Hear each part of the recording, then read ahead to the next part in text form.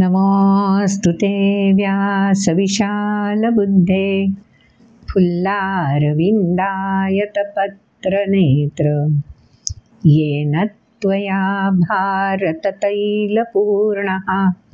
प्रज्वालितो ज्ञानमयप्रदीपः नारायणं नमस्कृत्य नरं चैव नरोत्तमं देवीं सरस्वतीं व्यासं ततो जयमुदीरयेत्। ॐ श्री परमात्मने नमः।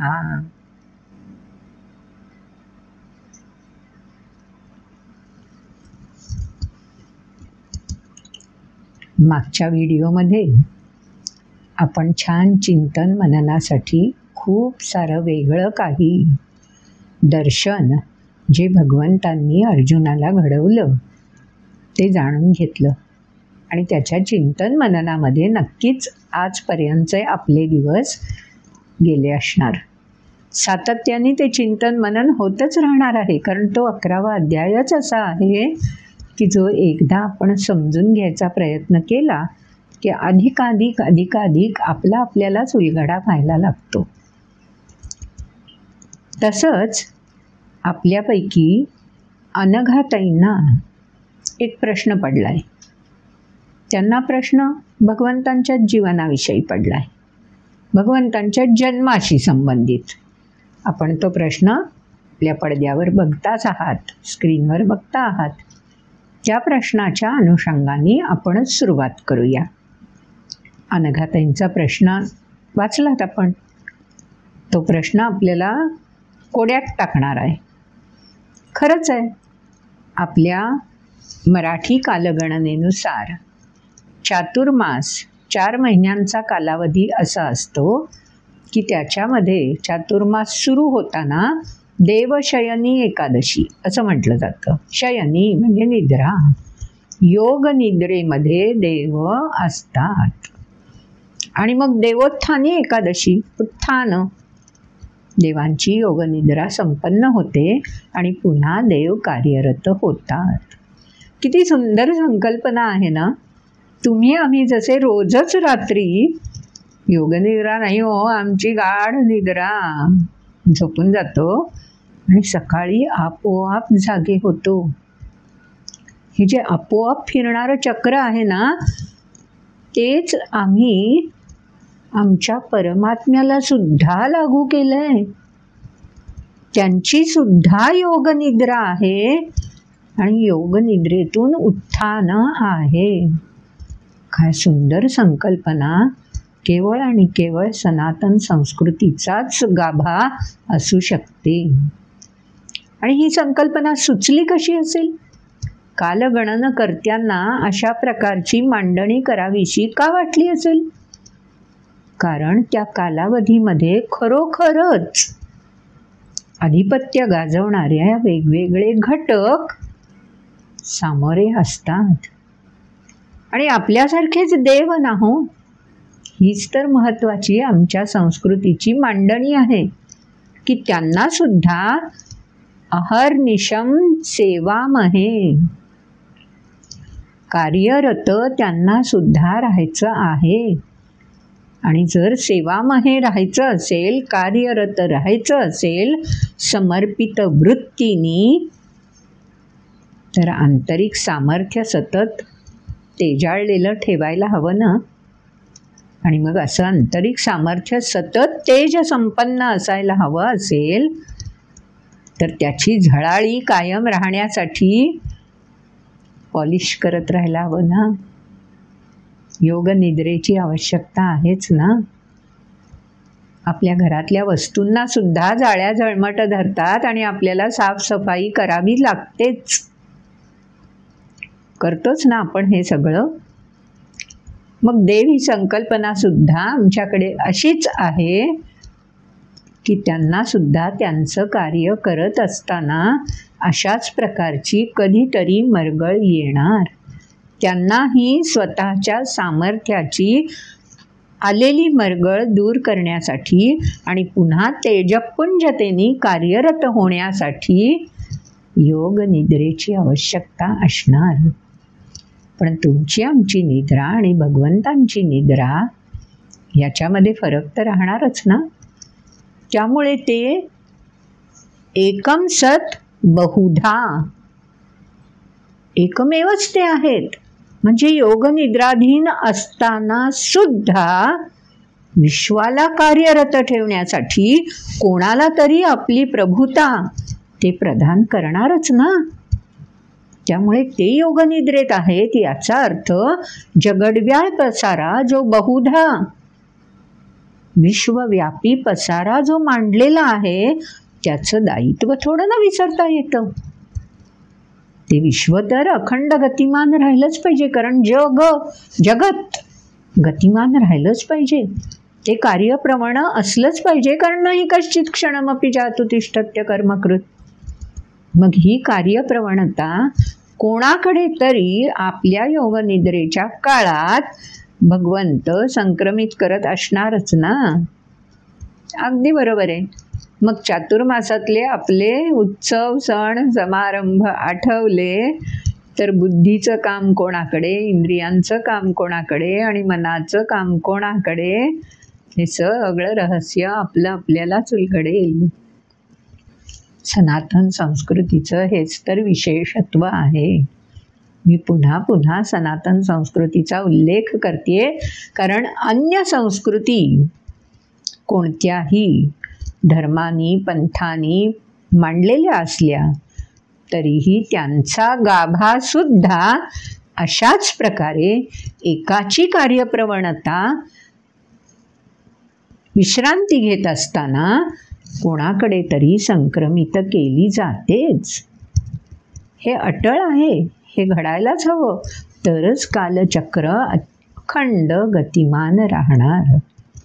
मग जेव्हा भगवंत योगनिद्रेत असणार त्यावेळी स्वाभाविक आहे, जे 4 महिने असतात आपल्या मराठी कालगणनेप्रमाणे सांगणार नाही मी, आपले आपण शोधायचे आहेत कोणते 4 महिने असतात भगवंतांच्या योगनिद्रेचे.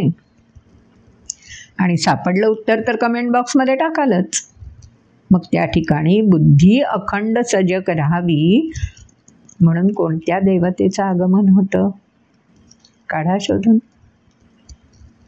त्यानंतर इंद्रिय अखंड कार्यरत राहावीत म्हणून कोणाकडे दायित्व सोपवलेलं असतं, काढा शोधून.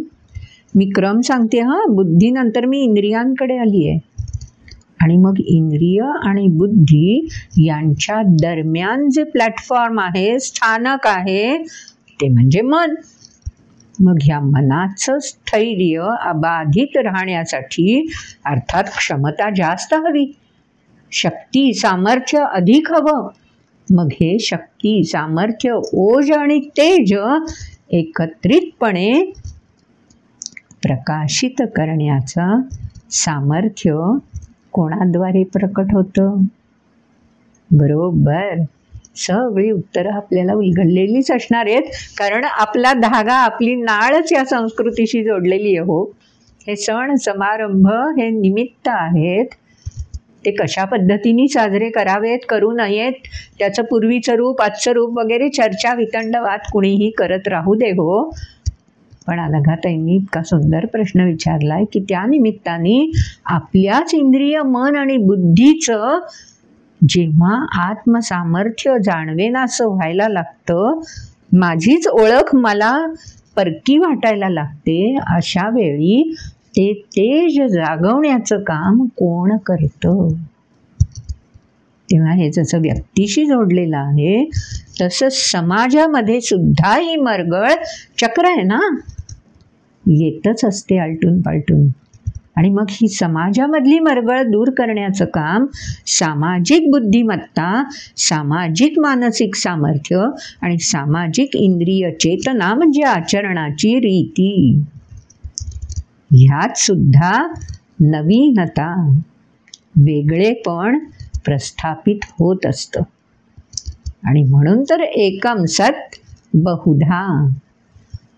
एकच एक परमात्म तत्व असलं तरीही अशा प्रकारे वैविध्यपूर्णतेने आपापली क्षमता प्रत्येक जण प्रकट करू शकतो. ते प्रकट करण्याचा प्रत्येकाचा कालावधी सुद्धा वेगवेगळाच असतो. आपण नाही लेबल लावू शकत की 7 वर्षाचं मूल झालंय का आता त्याची एवढी प्रगती होणारच इंद्रिय मन बुद्धीची. नाही हो. प्रत्येक व्यक्ती भिन्नता ती मतस्वतंत्रता. पण आमची संस्कृती सांगते घडवू त्याहुनी समर्थ स्नेहशील एकता. स्नेहशील एकता घडवायची आहे. माहिती नाही गीत कोणी लिहिलंय, पण काय सुंदर शब्दरचना आहे ना. व्यक्ती भिन्नता ती मतस्वतंत्रता. आज आपण अनुभवतो आहोत. स्वातंत्र्य आहे. आमच्या इंद्रियांचं स्वातंत्र्य अबाधित आहे, आमच्या मनाचं स्वातंत्र्य अबाधित आहे, आमच्या बुद्धीचं स्वातंत्र्य अबाधित आहे. प्रत्येक व्यक्तीमध्ये असं असूनही घडवू त्याहुनी समर्थ स्नेहशील एकता. तिन्हींचा एक रस मेळ ज्या व्यक्तीला घडवता येतो. घडवायचं म्हणजेच तर संस्कार करायचे ना. घडवायचं म्हणजेच यांना साधनं आहेत हे जाणायचं ना. करण म्हणतात संस्कृतमध्ये. करण म्हणजे साधनं. ही इंद्रिय मन बुद्धी साधनं आहेत हो. त्यांच्यावर संस्करण केलं की मग, पण हे संस्करण कशाचं करायचं आहे? स्नेहशीलतेचं. आपापसात द्वंद्व नाही त्यांच्यात लावून द्यायचंय. स्नेहशीलता एक सूत्र करायचंय सगळ्यांना. आणि समर्थ तिघांचं एकत्रित सामर्थ्य प्रकाशात आणायचं आहे. काय सुंदर ओळी आहेत ना कवितेच्या. हे सगळं या चातुर्मासात घडवण्याची ज्यांच्याकडे क्षमता आहे, काढा शोधून आता तुम्हीच कोण कोण आहेत. म्हणजे आधिपत्य या योग निद्रेच्या काळामध्ये भगवंतांनी त्यांनीच प्रदान केलेलं असणार ना. आणि तरीही ती स्नेहशील एकता आहे बरं. मग ती कोणाकोणाबरोबर साधली गेली आहे काढूया शोधून. सापडेलच नक्कीच. आपल्यापैकी अनेकांना सापडेल. नाहीच कुठे कमेंट बॉक्समधलं आपलं उत्तर कोणाचं मिळालं तर पुढच्या व्हिडिओमध्ये घेऊया जाणून. पण मला 100% खात्री आहे की आपल्यामधले अनेक जण अभ्यासू आहेत, जिज्ञासू आहेत आणि अनेक जणांना आधीच हे माहीत पण असणार आहे. तेव्हा जरूर आपण सगळ्यांनीच या प्रश्नाच्या निमित्ताने अशा प्रकारे पण समृद्ध होऊया. अनघाताई, आपण या उत्तराच्या मागोवा घ्यालच. आपल्यालाही हे उत्तर सापडेलच. खूप छान प्रश्न पण विचारला आहेत. असेच प्रश्न आणखीन आमच्या छोट्या स्वरदाला पण पडलेत बरं. पण स्वरदाचे प्रश्न आधी ऐकूयात आणि मग त्याच्याविषयी बोलूयात. तेव्हा स्वरदा, विचारतेच पहिल्यांदा तुझे प्रश्न. आजी, मी तुमचे नियमित व्हिडिओ बघते. त्याच्याहून मला काही प्रश्न पडले आहेत. माझा पहिला प्रश्न, भगवद्गीता जर अर्जुन आणि कृष्णातला संवाद आहे तर आपण पाठ करताना किंवा म्हणताना संजय वाच आणि धृतराष्ट्र वाच ह्याचा उल्लेख का करतो किंवा का पाठ करतो? माझा दुसरा प्रश्न आहे, कृष्णाने भगवद्गीता फक्त अर्जुनालाच का सांगितली? बाकी पांडव पण धर्माचं पालन करणारे होतेच ना? माझा तिसरा प्रश्न आहे, 10व्या अध्यायात कृष्णाने त्याचे विभूती असणारे घटक सांगितले, पण फक्त त्याच घटकांमध्ये का बरं विभूती असली पाहिजे? उदाहरणार्थ मगर, गरुड आणि कामधेनू. प्रश्न तर ऐकलेत ना स्वरदाचे. छान विचारलाय तिने पहिलाच प्रश्न, की सगळेच पांडव सन्मार्गाने चालणारे होते, सत्प्रवृत्तीचे होते आणि कृष्णाबद्दल सगळ्यांच्या मनात तेवढाच श्रद्धाभाव होता जेवढा अर्जुनाचा होता. मग असं असताना इतर कोणत्या पांडवाची निवड न करता अर्जुनाचीच निवड का बरं केली गीता सांगायला? योग्यच प्रश्न आहे ना. अनेक मुलांच्या काय, आपल्या मोठ्यांच्या मनात सुद्धा हा प्रश्न रुंजी घालतोच. स्वरदा, प्रश्न छान आहे, पण त्याचं उत्तर पण अगदी निश्चितपणे महाभारतात दिलेलं आहे बरं व्यासमुनींनी. कारण काय माहिती आहे? पहिला पांडवांमधला ज्येष्ठ युधिष्ठिर, युधिष्ठिर म्हणजेच युद्धामध्ये स्थिर असणारा.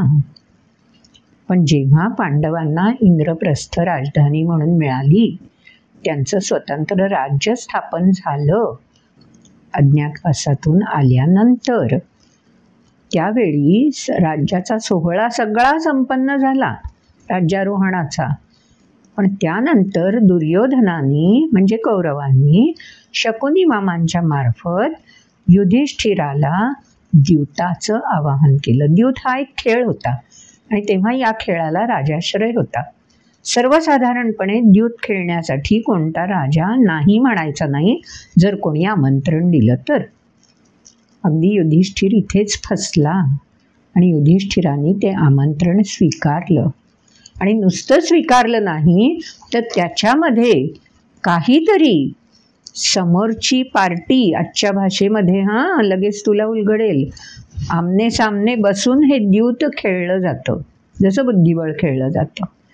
आणि त्याच्यामध्ये फासे टाकायचे असतात आणि त्या फाशांमध्ये येणाऱ्या दानानुसार आपली चाल खेळायची असते. त्याच्यामध्ये दुर्योधन शकुनी मामांच्या संगतीने काहीतरी आजच्या भाषेतली हेराफेरी करतोय. हे जरी युधिष्ठिराच्या लक्षात आलेलं असलं तरीही युधिष्ठिर मात्र नेकीने प्रामाणिकपणाने आपली चाल खेळतोय. गंमत अशी आहे की युधिष्ठिर हे खेळत असताना अडकत चालला, फसत चालला आणि डावा मागून डाव हरत चालला. वास्तविक त्यावेळी त्याच्या जर लक्षात आलं होतं तर त्यानं आपल्या खेळण्याच्या पद्धतीमध्ये, खेळण्याच्या पुढे जाण्यामध्ये, खेळत राहावं की न राहावं या बाबतीत योग्य निर्णय करायला हवा होता. आणि स्वतः जर निर्णय करू शकत नव्हता तर योग्य मार्गदर्शक ज्याच्यावर आपली श्रद्धा आहे त्या श्रीकृष्णाला सांगाती घ्यायला हवं होतं. पण श्रीकृष्णाने खेळायच्या आधीच युधिष्ठिराला सल्ला दिला होता की तू आत्ता हे द्यूत खेळू नकोस. युधिष्ठिर राजा झाला होता ना, त्या नादात होता, त्यामुळे कृष्णाचा सल्ला तर त्यांनी ऐकलाच नाही. पण उलट कृष्णाला सांगून दिलं की हे बघ, मी तर द्यूत खेळणार, मी नाही नाकारू शकत, पण मी द्यूत जेव्हा खेळेन ना तेव्हा तू आतमध्ये सुद्धा येऊ नकोस बरं का त्या दालनामध्ये. त्यामुळे काय झालं, कृष्ण हस्तक्षेप करू शकला नाही आणि मग युधिष्ठिराला स्वसामर्थ्यावर डावा मागून डाव जिंकता आलेच नाही, उलट हरतच गेला. आणि मग कुठपर्यंत अवनती होत गेली की एकामागून एक सगळे पांडव पणाला लावले, द्रौपदी पणाला, आणि मग सगळं युधिष्ठिराचं पुण्य, पवित्रता सगळं कुठेतरी झाकोळलं गेलं. मग अशा युधिष्ठिराला कशी बरं कृष्णाची निवड करणार गीता सांगण्यासाठी? म्हणून युधिष्ठिराची निवड नाही होऊ शकली. दुसरा भीम. भीमाच्या कथा तर ऐकल्या असशीलच तू. महाभारतात खूप साऱ्या भीमाच्या सामर्थ्याच्या कथा आहेत. पण भीमाला आपल्या सामर्थ्याचा थोडासा गर्व पण होता बरं. मी सामर्थ्यवान आहे आणि कुठेतरी द्रौपदीचा अवमान जो झालेला आहे द्यूत खेळामध्ये त्याचा बदला, त्याचा सूड मला घ्यायचा आहे.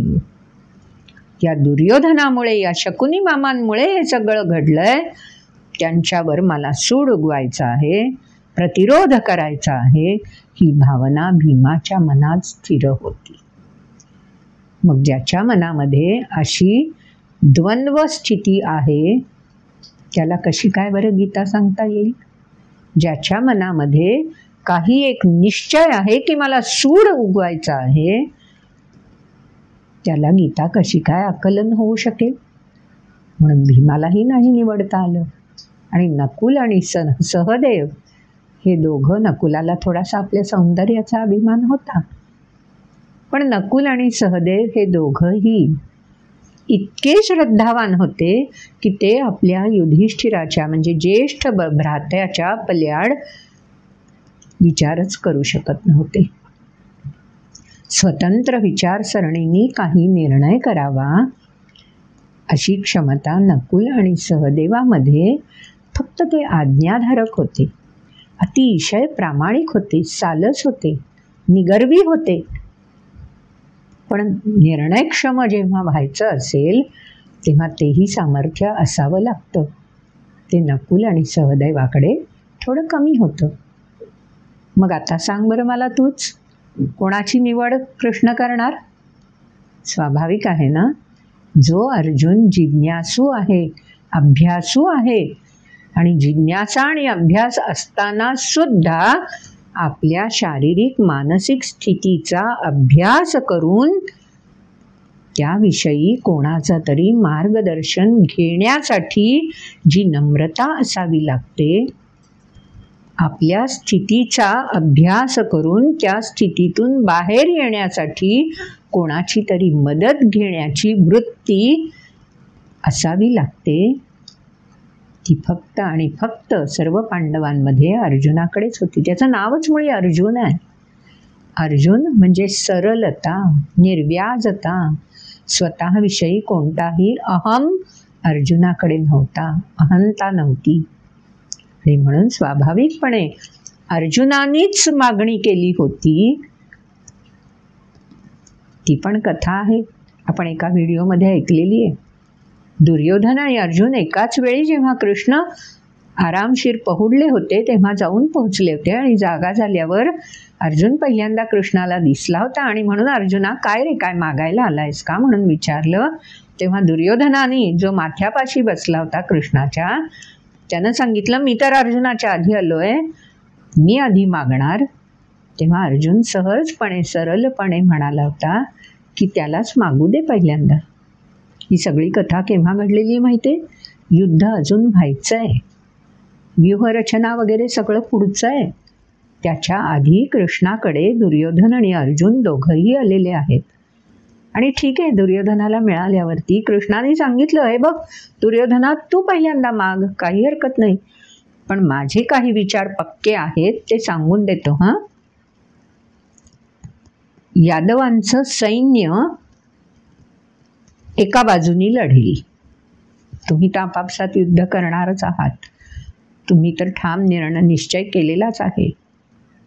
तेव्हा यादवांचं सैन्य एका बाजूनी लढेल आणि एका बाजूनी निशस्त्र असा, युद्ध न करण्याचा ठाम निश्चय केलेला असा मी असेन.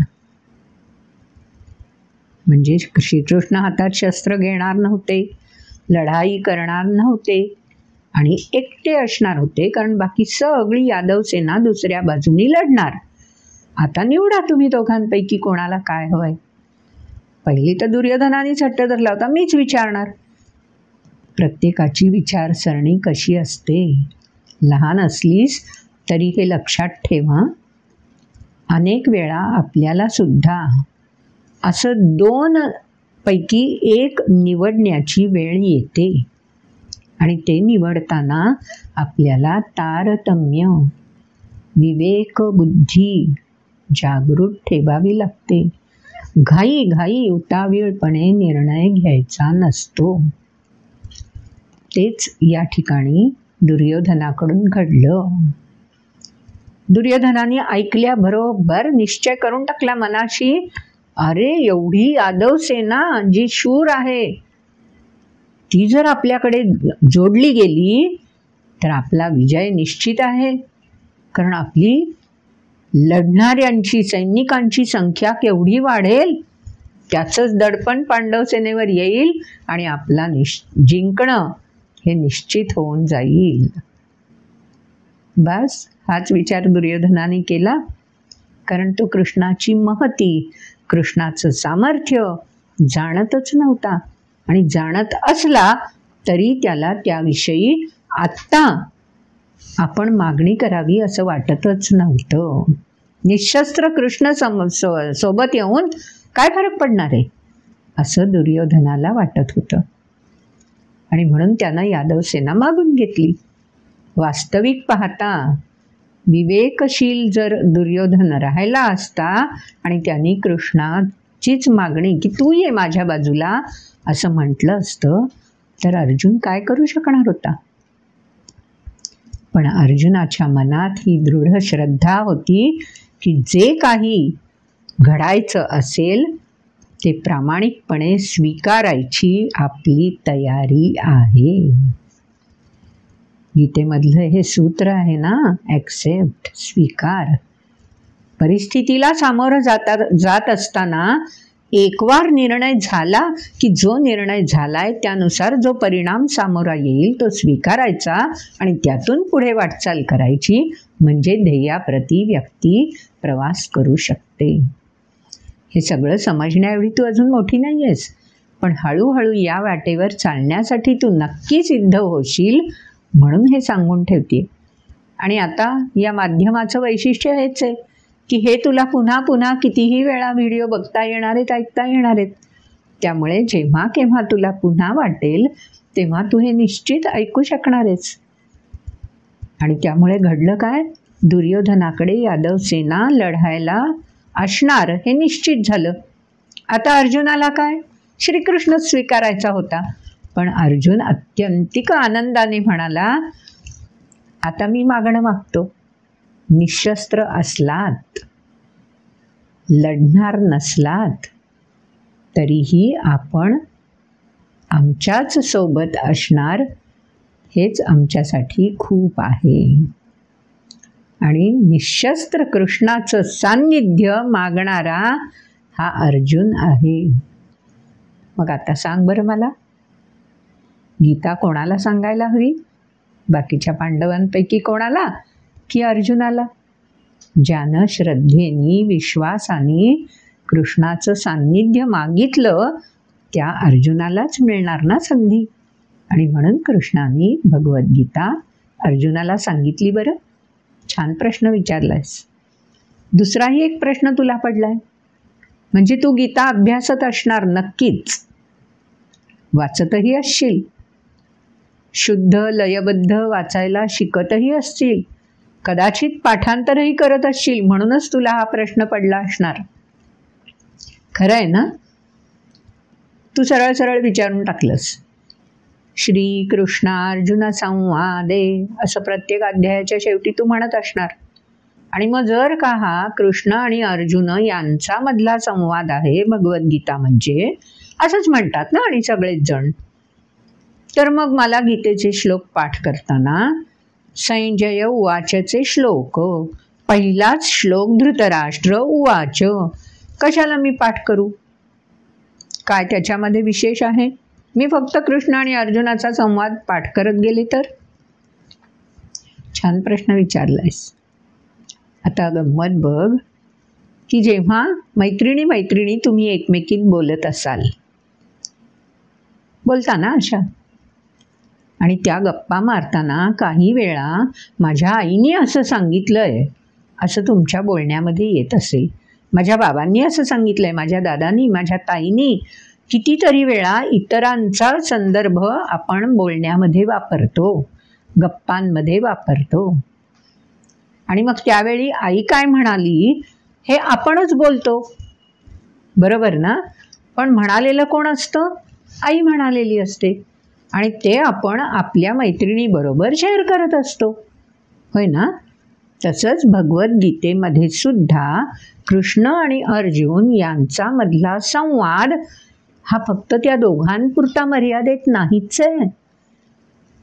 तो संवाद ज्यानं युद्धाची आज्ञा दिली त्या राजा धृतराष्ट्रापर्यंत पोहोचला पाहिजे की नाही?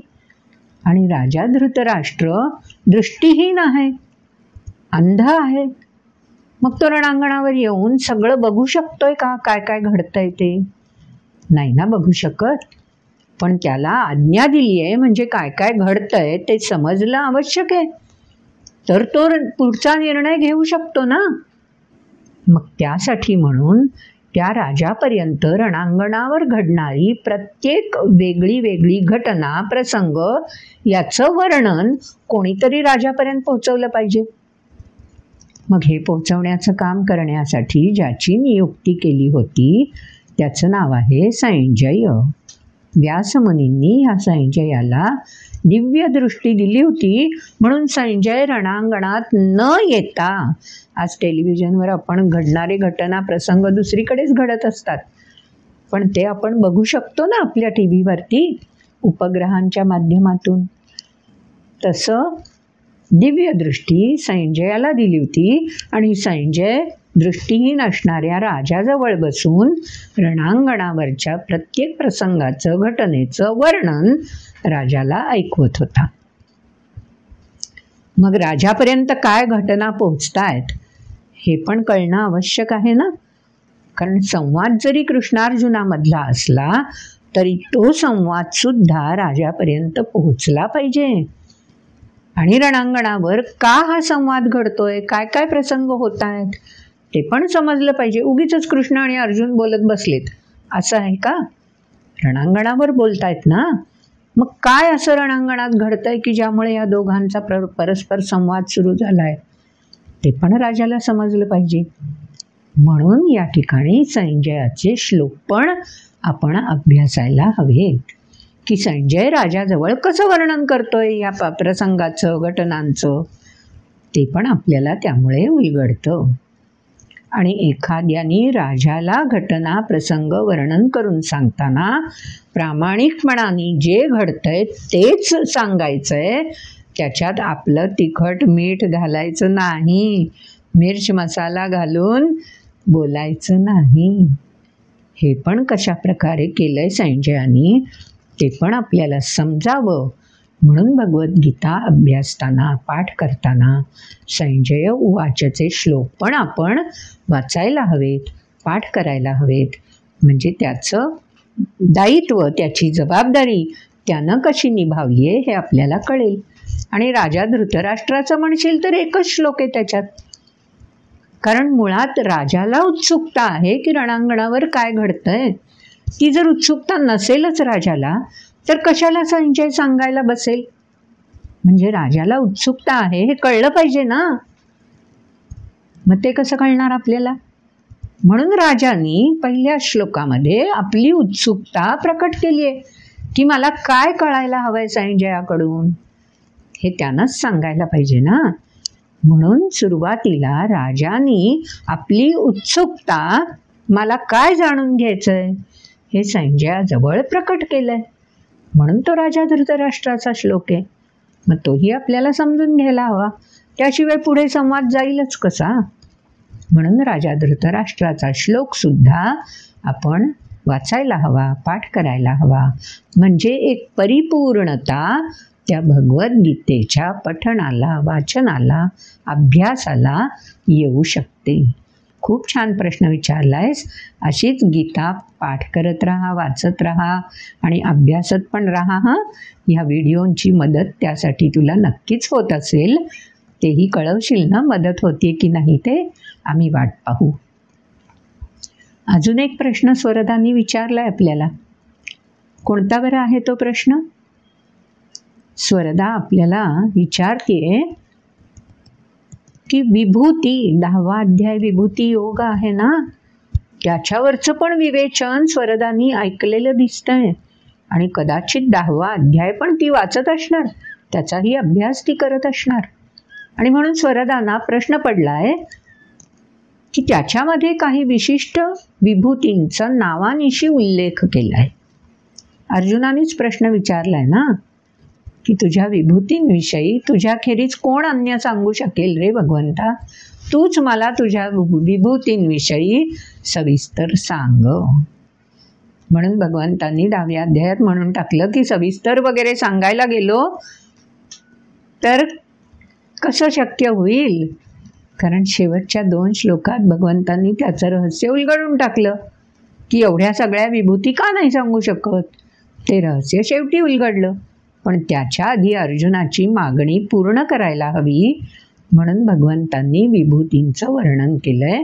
आणि त्याच्यामध्ये निसर्गातल्या विभूती, मानवातल्या विभूती, प्राणीसृष्टीतल्या विभूती, पक्षीसृष्टीतल्या विभूती, वृक्षवेलींमधल्या विभूती, ऋषीमुनींमधल्या काय काय म्हणून सगळ्या विश्वामध्ये जे घटकांचे गट आहेत ना त्या सगळ्या समुदायांचं प्रतिनिधित्व करणाऱ्या विभूतींचा उल्लेख भगवंतांनी केला आहे. आता बघा, तू जिथे कुठे शिकायला शाळेत जात असशील त्या शाळेमध्ये तुमच्याकडे क्लास मॉनिटर असणार की नाही? प्रत्येक क्लासला मॉनिटर असतोच की. मग तो मॉनिटर काय करतो? रिप्रेझेंटेशन. कशाचं? क्लासमधल्या सगळ्या मुलींचं, मुलांचं. बरोबर. पण म्हणजे सगळी मुलं मुली त्याच क्लासमध्ये असतात ना, त्यांच्यामध्ये पण क्लास मॉनिटर होण्याचं सामर्थ्य असतंच की. पण प्रत्येकाला कशी बरं संधी देता येईल? कुणातरी एकालाच ती संधी मिळते ना. अगदी तसंच आहे. तू प्रश्नात विचारलेस ना, वैनतेयच फक्त विभूती आहे का, मगरच फक्त विभूती आहे का? असं नाही आहे.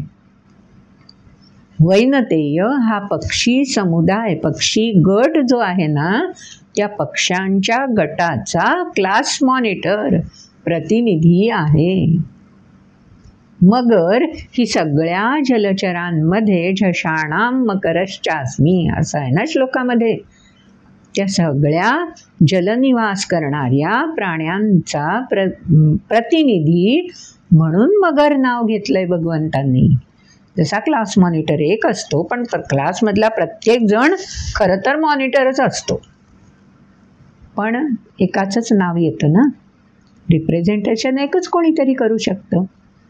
तसं या ठिकाणी विभूती सांगताना भगवंतांनी त्या प्रत्येक समुदायाचं एक रिप्रेझेंटेशन, आपण क्लास मॉनिटर म्हणूया होतं त्याला, तसं रिप्रेझेंटेशन नाव घेऊन केलं आहे. आणि शेवटी सांगताना सांगूनच शकलं की असा गैरसमज कोणाचा होऊ नये की तेवढीच फक्त विभूती आहे का, गरुडामध्ये विभूती आहे, मग चिमणी कावळ्यांमध्ये नाही का विभूती. म्हणून भगवंतांनी सांगून टाकलं की जे जे म्हणून जे चराचरामध्ये आहेत, मम तेजोंश संभवम. अरे त्या सगळ्यामध्येच मीच तेज बनून, सामर्थ्य बनून मीच तर सामावलेला आहे. प्रत्येकाकडे क्लास मॉनिटर होण्याचं सामर्थ्य आहे. फक्त काहींचं जास्त प्रमाणात प्रकाशित होतं म्हणून ते त्या वेळेपुरते मॉनिटर बनतात. पुढल्या वर्षी पुढल्या इयत्तेत गेल्यावर क्लास मॉनिटर बदलू शकतो, बदलतो पण ना. तसं आहे हे. या विभूती योगामध्ये ज्यांचा उल्लेख प्रतिनिधी म्हणून केलाय तेवढेच फक्त विभूती नाही आहेत बरं, त्या समुदायातल्या प्रत्येकाकडे ते सामर्थ्य आहे.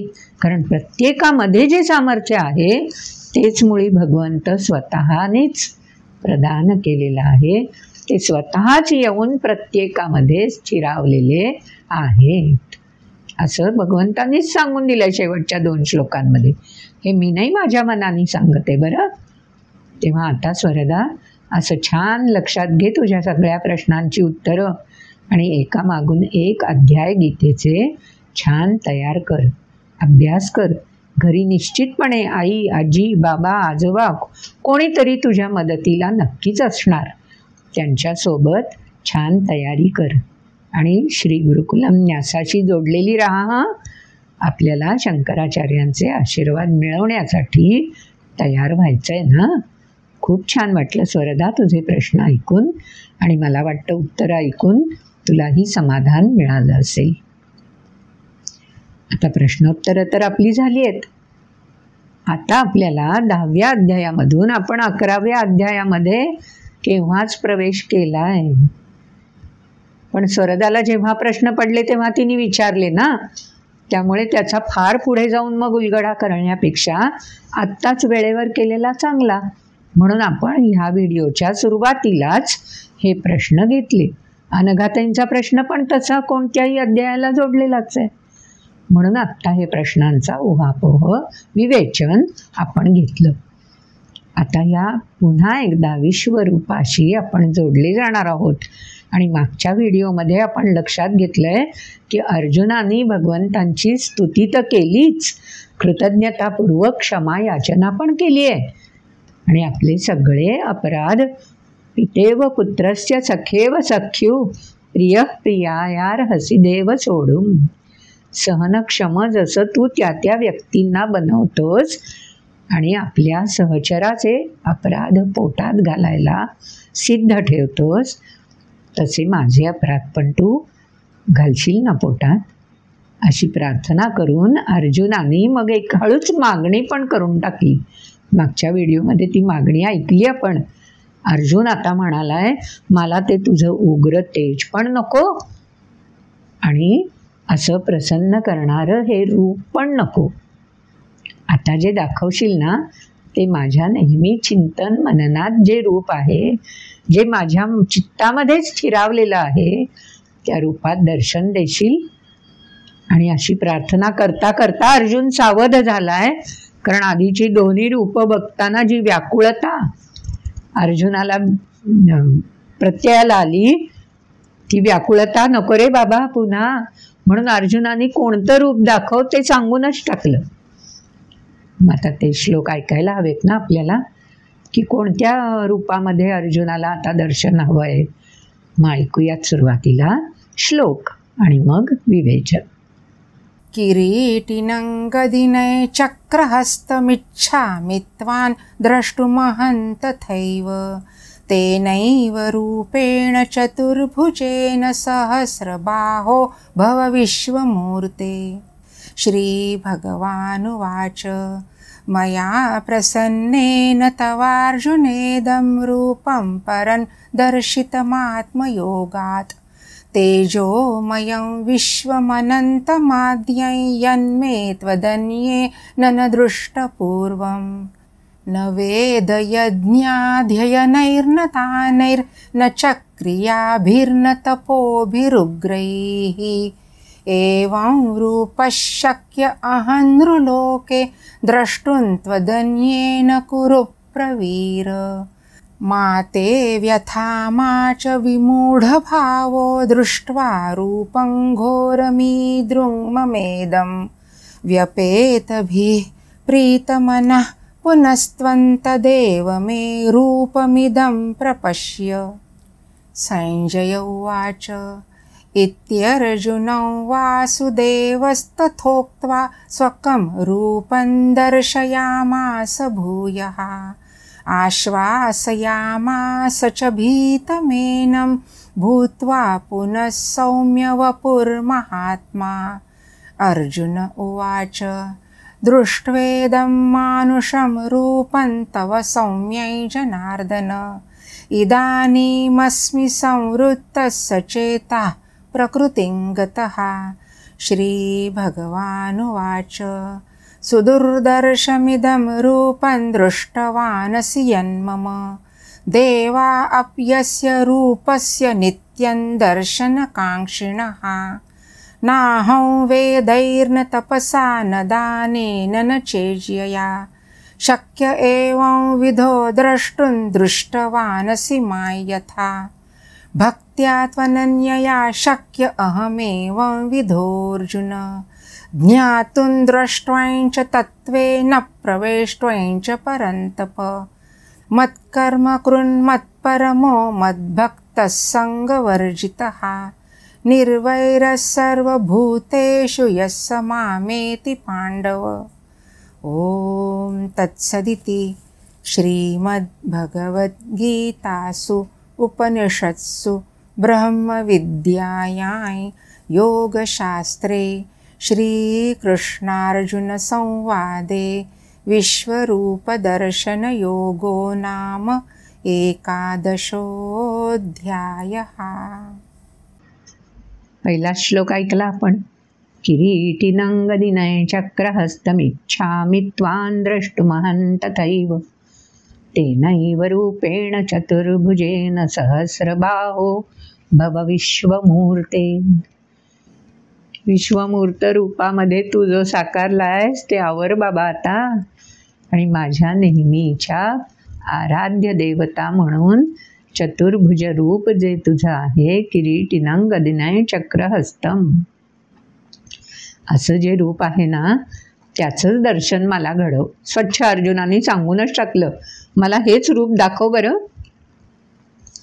भगवंत आहेत, अर्जुनावर प्रसन्न असलेले भगवंत साहजिकच पुन्हा ते दर्शन घडवणारच ना.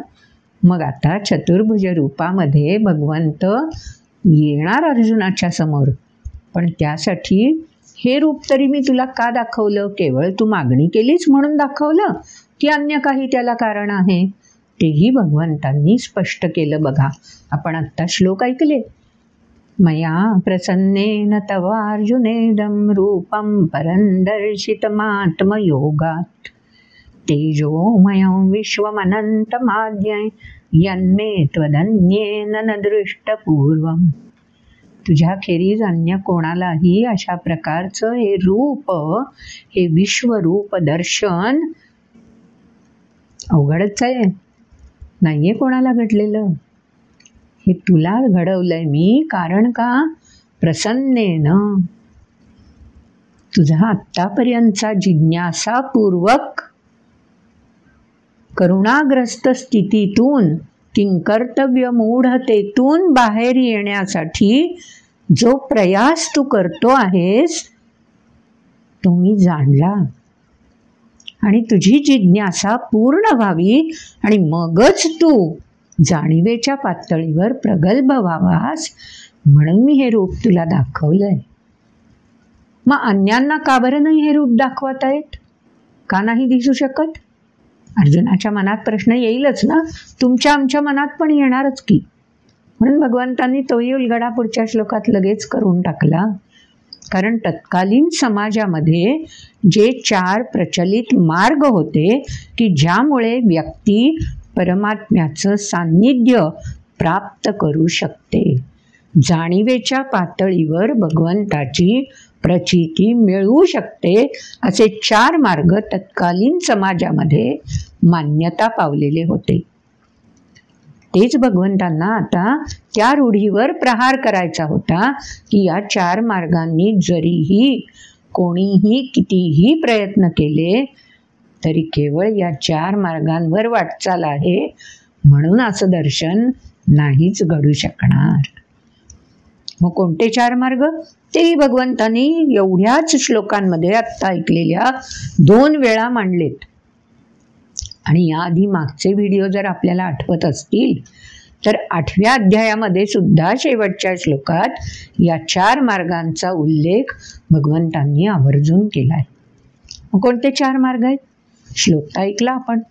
न वेदयज्ञाध्ययनैर्न दानैर् न चक्रियाभिर्न तपोभिरुग्रैः एवं रूपशक्य अहन्नृलोके द्रष्टुं त्वदन्येन कुरु प्रवीर.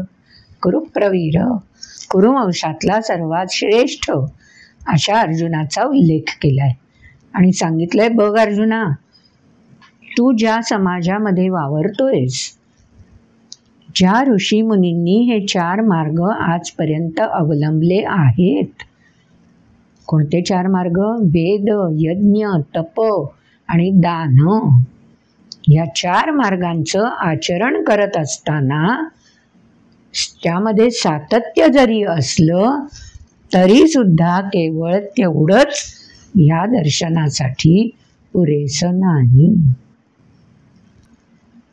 सहज साध्य नाहीच आहे बरं अशा प्रकारचं विश्वरूप दर्शन होणं. पण अर्जुनाला लगेच भगवंतांनी सांगून टाकलं, माते व्यथा माच विमूढ भावो दृष्ट्वा रूपं घोरमीद्रुं ममेदम् ईदृशं मम घोरम रूपम. तू तेजोमय जे रूप पाहिलंस, ज्याच्यामुळे व्याकुळ झालास, माते व्यथा माच विमूढ भावो, पुन्हा एकदा विमूढ स्तंभित होऊन जायची काहीच गरज नाहीये. ते रूप पाहिलंस म्हणून ते व्याकुळ करणारं रूप तू अजिबात स्मरणात ठेवण्याची गरजच नाही. व्यपेत प्रीत मना पुनस्त्वं तदेव मे रूपमिदं प्रपश्य. ती व्याकुळ करणारी माझी विश्वरूप प्रतिमा तू नको चित्तात साठवूस. पुन्हा एकदा मी तुला तुझ्या ओळखीचं, प्रसन्न करणारं आणि तुला आश्वस्त करणारं, चिंतन मननात दृढावू शकशील असं रूप लगेच दाखवतो बरं. केवढी भगवंत अर्जुनाची काळजी घेत आहेत. कारण अर्जुन व्याकुळ होऊच नये हीच तर भगवंतांची मनोमन इच्छा आहे ना. अर्जुनाने दृढ राहावं, आत्मसामर्थ्याची प्रचिती घेऊन निर्णय घ्यायला सज्ज व्हावं. युद्ध करायला नाही, निर्णय घ्यायला सज्ज व्हावं. कारण निर्णय घेण्याची प्रक्रिया ही प्रत्येका व्यक्तीच्या अंतर्मनातून घडत असते. आतून बाहेर निर्णय प्रक्रिया घडत असते, बाहेरून आत नाही. बाहेरून जरी निर्णय आपल्यावर लादला गेला आणि तो निर्णय कार्यान्वित करण्यासाठी भले आपण सिद्ध जरी झालो आणि वाटचाल सुरू जरी केली, तरी ज्या क्षणी आपली आत्मप्रचिती आपल्याला मिळेल, सामर्थ्याची जाणीव आपल्याला येईल, त्यावेळी निश्चितपणे आपण दृढतेने आपला मार्ग चोखाळू शकतो. संत महंतांनी हेच तर केलंय. समाजानेच काय, अगदी घरच्यांनी सुद्धा कितीतरी वेळा परावृत्त कडून प्रवृत्तकडे हा प्रवास आंतरसामर्थ्याची प्रचिती घेऊन प्रत्येकाने करायचा असतो. तेच संत महंतांनी त्यांच्या चरित्रातून आणि उपदेशातून, शिकवणुकीतून आपल्याला सांगून दिलंय. तेव्हा परावृत्त होणं आणि प्रवृत्त होणं हे प्रत्येक व्यक्तीला शक्य आहे. जरी निर्णय बाहेरून स्वतःवर लादला गेलेला असला तरीही. अर्जुनाला वाटतंय ना, युद्ध माझ्यावर लादलं गेलंय, ठीक आहे ना. आणि म्हणून अर्जुन परावृत्त होण्याचा मार्ग कोणता शोधतोय? युद्धच न करणं. आणि भगवंत त्याला स्वसामर्थ्याची प्रचिती मिळव आणि प्रवृत्त हो असं सांगतायत. आता हा केवढा मोठा बदल घडलेला आहे. अर्जुनाच्या देहबोलीतून तो संजयाला निश्चित उलगडलेला असणार. आणि म्हणून संजय हा अर्जुनाचा ठामपणाचा बदल हा भगवंतांपर्यंत धृतराष्ट्रापर्यंत संजयामार्फत पोहोचवला जातोय. म्हणून पुढचा श्लोक संजयाचा आपण ऐकला. आणि अर्जुनाची देहबोली पक्की व्हावी म्हणून अर्जुन अजून संवाद करतोच आहे. दरम्यान संजयाने धृतराष्ट्राला हा बदल, ट्रान्झिशन पोचवलंय. आणि अर्जुन मात्र काय म्हणतोय? आता ते चतुर्भुज रूप अर्जुनाला दिसलंय. आणि दृष्ट्वेदं मानुषं रूपं तव सौम्ये जनार्दन. मानुष रूपात असे चतुर्भुज असतील का हो? प्रश्न पडणारच ना. चतुर्भुज नाही, आजची नारी, आजचा नर सहस्रभुज पण आहेत. एकाच वेळी किती आघाड्यांवर व्यक्ती लढते. लढावंच लागतं ना. मग तेच भगवंताचं चतुर्भुज रूप वर्णन करण्यामागे निश्चितपणे आपल्यासाठी संदेश आहे की व्यक्तीकडे एवढी क्षमता आहे की एकाच वेळी अष्टावधानी वगैरे शिवाजी महाराजांच्या दरबारात होतेच ना, तेव्हा एक व्यक्ती अशी अष्टावधानी असू शकते. आणि म्हणून मग आपण त्या व्यक्तीला देवत्व देतोच, श्रेष्ठत्व आपोआपच प्रदान करतोच ना. पुन्हा एकदा उल्लेख करावासाच वाटतो हो. जगभरामध्ये मान्यता पावलेलं व्यक्तिमत्व निश्चितपणे अशाच प्रकारे चतुर्भुज काय सहस्रभुज होऊन कार्यरत विविध आघाड्यांवर सामर्थ्यानेशी प्रकट होतच आहे ना. नाव हवंच कशाला हो. म्हणून मानुषम रूपन म्हटलंय की ही क्षमता मानवाकडेच आहे. म्हणून अर्जुन स्वतःच म्हणतोय दृष्ट्वेदम मानुषम रूपम. म्हणजे हा सगळा उलगडा अर्जुनाला आहे बरं झालेला की मनुष्य काय काय करू शकतो हे भगवंतांनी या चतुर्भुज रूपाद्वारे आपल्यापर्यंत संदेशा पोहोचवलाय. हे अर्जुन आपल्याला संदेशाने सांगतोय मानुषम रूपम म्हणून. भगवद्गीता अशी आहे राजगुह्य. तेव्हा आम्ही लगेच शंका काढतो, असं काय कोणी माणूस चतुर्भुज असतो का वगैरे वगैरे. तसं नाही आहे. हे पण संदेश देणारं रहस्य आहे. आता उलगडलं असेल, केवढा आनंद वाटतो ना हो. अशी छोटी छोटी रहस्य उलगडत गेली की असंच उलगडत उलगडत आपल्याला राजगुह्यापर्यंत पोचायचं आहे. आणि ते बाहेरून प्रवास होत नाही, तो आतून प्रवास होत जाणार. त्यासाठी तर अभ्यास हवा. आणि म्हणून मग स्वतः श्री भगवंतांनी पुढे सांगून दिलं की तुझ्यासारखं ज्याला राजगुह्य उलगडत जाईल त्यालाच हे विश्वरूप दिसणार, अन्य कोणाला का बरं दिसू शकेल. म्हणून भगवंतांनी शेवटच्या 4 श्लोकांमध्ये स्पष्ट करून टाकलं, सुदुर्दर्शमिदं रूपं दृष्टवानसि मम देवा अप्यस्य रूपस्य. अरे देवांना सुद्धा हे सुदूरदर्श आहे रे, दुर्लभ आहे, नाही सहज शक्य. कारण आपल्या विचारांची, आपली आकलनाची आणि राजगुह्य समजून घेण्याची झेप ज्या प्रमाणात असेल त्याच प्रमाणात अवकाश आपल्याला दिसणार ना. आपल्या प्रश्नांच्या उत्तरामध्ये वैनतेय शब्द आला, त्या वैनतेयाची अवकाशातली झेप, त्याचं विस्तारणारं क्षितिज आणि चिमणी कावळ्याचं क्षितिज याच्यामध्ये फरक असणारच ना. मग प्रतिनिधी म्हणून कोण निवडलं जाणार? असंच निवडलं जातं ना. पुढच्या श्लोकात पुन्हा एकदा भगवंतांनी तत्कालीन समाजातल्या रूढींवर, त्यातल्या गैरसमजुतींवर पुन्हा एकदा विवेचन केलंय. नाहं वेदैर्न तपसा न दानेन न च शक्य एवं विदो द्रष्टुं दृष्टवानसि.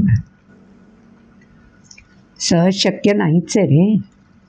मग शक्य कसं होईल? आम्ही विचारणारच की भगवंताला.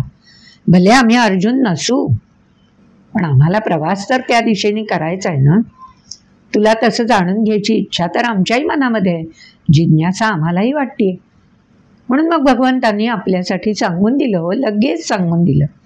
भक्त्या त्वनन्यया शक्य अहमेवं विदोऽर्जुन ज्ञातुं द्रष्टुं च तत्त्वेन प्रवेष्टुं च परन्तप. त्या अवकाशामध्ये प्रवेश कोणीही करू शकेल. त्या जाणीवेच्या प्रांतामध्ये कोणीही शिरकाव करून घेऊ शकेल. ते दर्शन कोणालाही उपलब्ध होईल. पण त्यासाठी अट कोणती आहे? भक्त्या तू अनन्यया शक्य. अनन्य भक्तीमुळेच केवळ हे शक्य होईल.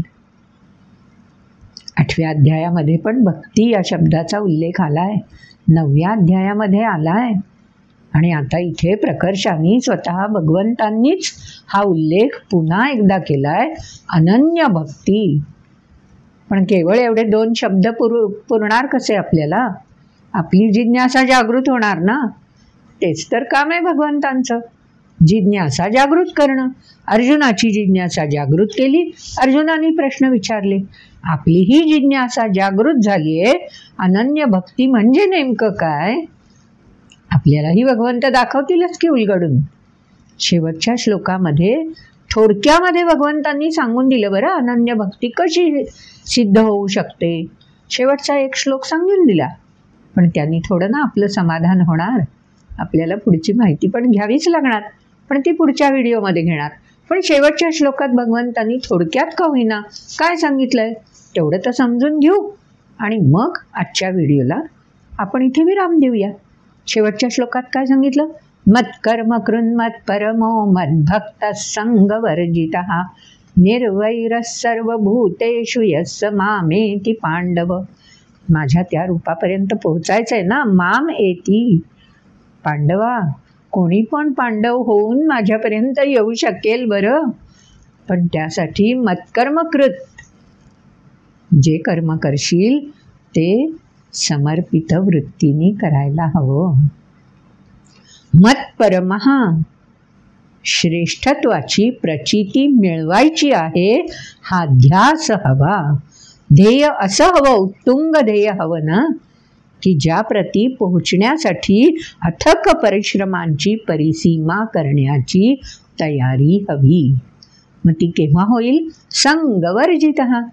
लौकिक अर्थाने ज्या मोहांमध्ये आपण गुरफटतो, जे लोभ, ज्या कामना आपल्याला वेढून बसतात, ते वर्जित करायला हवं, त्यापासून दूर व्हायला हवं, तर आपण ध्येयासक्त होऊ शकू. म्हणून बाकीची आसक्ती वर्ज करायची आणि फक्त ध्येयासक्त व्हायचं.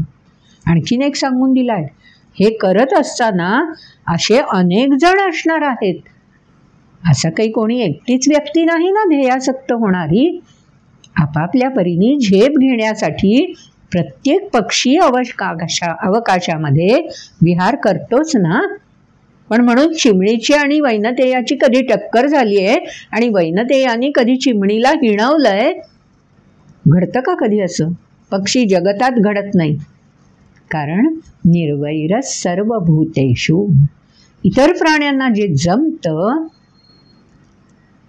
जगामध्ये प्रत्येकाचीच वृत्ती खरी निर्वैर असते. ती वृत्ती वरदान म्हणून भगवंतांनी दिली आहे असं 10व्या अध्यायात भगवंतांनी स्वतः सांगून दिलंय. पण तरीही तुम्ही आम्ही या मोहमायेमध्ये लिप्त होत गेलो की नाहीच निर्वैर राहू शकत. म्हणून आवर्जून भगवंतांना या शब्दाचा उल्लेख करावा लागलाय मानवासाठी. निर्वैर सर्वभूतेषु. जगतामध्ये जेवढे म्हणून भूतमात्र आहेत त्यांच्या प्रती निर्वैरता जागवता आली पाहिजे. करूयात मग आपणही प्रयत्न. हळूहळू साध्य होईल आपल्याला तेही. स्वसामर्थ्याची त्यासाठीच तर प्रचिती घ्यायला हवी ना. भेटूया पुढच्या व्हिडिओमध्ये. नेहमीप्रमाणे ही चतुसूत्री सांगायलाच हवी, कारण काही जण कदाचित हाच व्हिडिओ पहिल्यांदा बघणारे असू शकतात. म्हणून आवडला असेल व्हिडिओ तर जरूर लाईक करा, आपल्या आप्तेष्ट मित्रांना शेअर करा आणि आजपर्यंत सबस्क्राईब केलं नसेल तर जरूर सबस्क्राईब करा आणि बेल आयकॉन क्लिक केलं ना की आपल्याला पुढच्या व्हिडिओ संबंधी नोटिफिकेशन मिळत राहणार. तो व्हिडिओ आला की आपण लगेच बघू शकाल. भेटूयात तर मग पुढच्या व्हिडिओमध्ये. नमस्कार.